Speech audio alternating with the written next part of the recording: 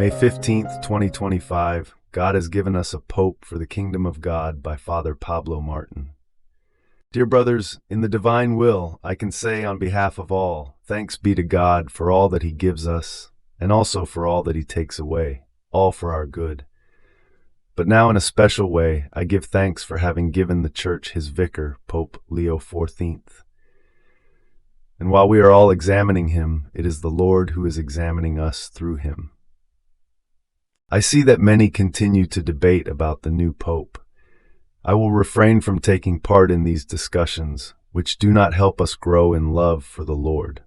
However, it is necessary to understand the situation as clearly as possible and to have clear ideas about how we should conduct ourselves. It is said that God writes straight with crooked lines. He has used this conclave to give us a Pope, a good shepherd who represents him. Will it be so? Upon hearing the name of the new Pope, many rejoiced and sighed with relief. The crowd filling St. Peter's Square was full of enthusiasm, as in a stadium, with much superficial emotion, largely a product of how television and the media present things and shape perceptions without understanding the Church's true situation. Meanwhile, others passionately reject the idea that the elected Pope is legitimate, citing past statements or certain details, which could be analyzed and likely explained, and above all because most of the cardinals who elected him are, or would be, illegitimate, having been made cardinals by a Pope who played the Pope without being one, Francis. This, they say, violates certain church laws or canons. This conclave can be interpreted as regular because it was held after the death of the Pope. Which Pope? Let us be certain, Benedict XVI. 2 years and nearly 4 months have passed. I believe God has used the cardinals created by Pope Bergoglio, along with the few appointed by Pope Ratzinger, to provide and give the Church his vicar. The Church needs someone to represent her head, Jesus Christ, and confirm his brothers in the faith. One might also wonder, why not? Whether the few cardinals predating Francis's arrival voted for this Pope, and whether the votes of the others, though the majority, did not count. If not, should we have waited for a conclave conducted by angels descending from heaven? For if they had rigidly adhered to the rules, it would have been impossible to elect a Pope unless a schism had occurred first. This is what happens when one is overly legalistic. Let us not forget that it is not only the law, but the law and the prophets, and as St. Paul says, the letter kills, but the Spirit gives life. 2 Corinthians 3:6. May the Lord not have to say to us, as to the Pharisees, blind guides who strain out a gnat and swallow a camel. Matthew 23:24. Some say scandalized, and this is the Church? It would be like seeing Jesus Christ unrecognizable in his passion and saying, and this is the Son of God? Blessed is the one who is not scandalized by me, the Lord has said. Luke 7:23. It is natural for each of us to seek clarity and an explanation, with some argument to support our view. But these remain opinions. They may be sincere, even legitimate, but they are not dogmas of faith, much less can they be imposed on others. This is not relativism. Full truth comes only from God, and He will reveal it at the decisive moment. Therefore, we must ask and wait with trust in Him and with humility.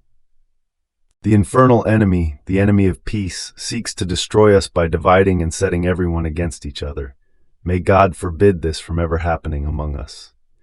The issue is not whether this Pope is true or false. The real problem lies within each of us. The danger comes from our dear self. I know. It is our self-love, our dear human will. In this treacherous world, nothing is true nor a lie. Everything is the color of the glass through which it is viewed. Thus, the Church is painfully divided, not only between traditionalists and progressives, but shattered into many human wills, in parishes, groups, and families. The Church is divided.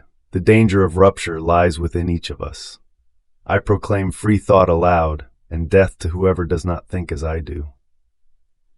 The Holy Church is one, not only because there cannot be others, but because she is united in the image of the most holy Trinity. St. Paul speaks of this unity.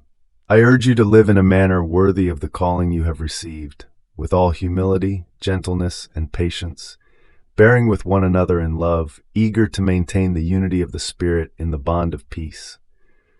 There is one body and one Spirit, just as you were called to one hope when you were called, one Lord, one faith, one baptism, one God and Father of all, who is over all and through all and in all.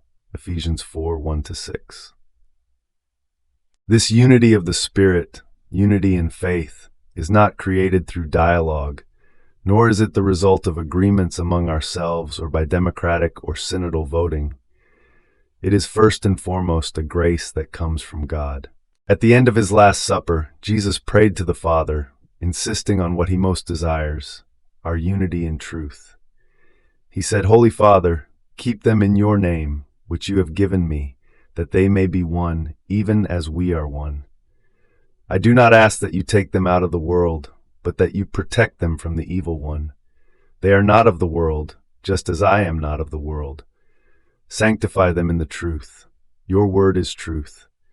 As you sent me into the world, so I have sent them into the world.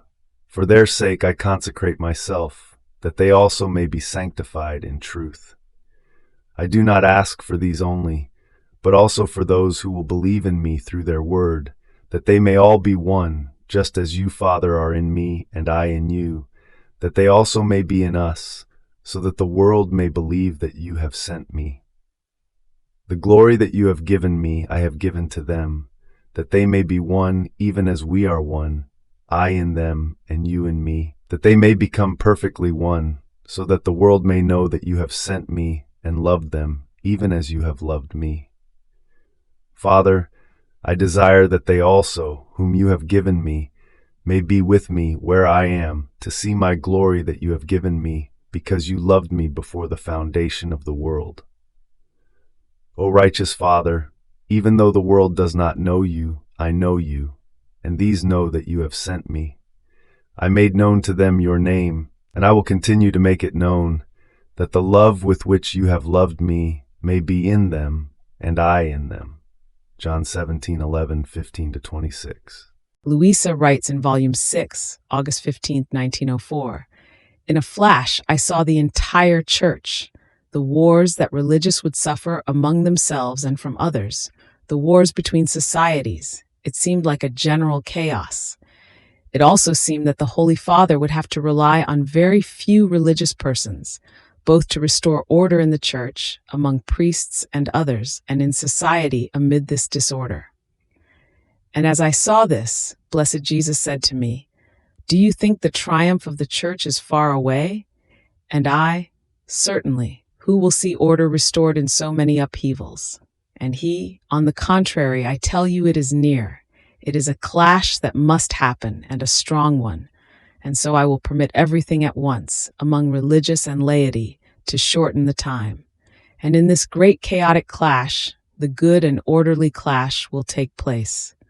But in a state of such mortification that men will see themselves as lost, I will give them so much grace and light to recognize evil and embrace the truth. And I make you suffer for this purpose too.